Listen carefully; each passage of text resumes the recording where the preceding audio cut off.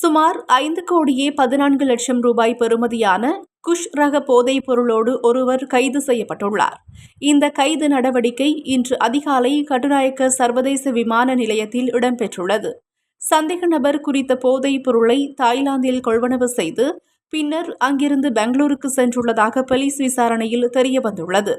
தொடர்ந்து பெங்களூரிலிருந்து இன்று அதிகாலை இண்டிகோ விமான சேவைக்கு சொந்தமான 6E1183 என்ற விமானம் மூலம் கட்டுநாயக்க விமான நிலையத்தை வந்தடைந்துள்ளார்.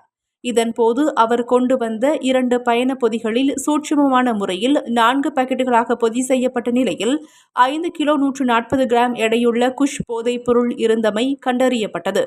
சம்பவம் தொடர்பில் மூதூர் பகுதியைச் சேர்ந்த 32 வயதுடைய வர்த்தகர் ஒருவர் கைது செய்யப்பட்டுள்ளார்.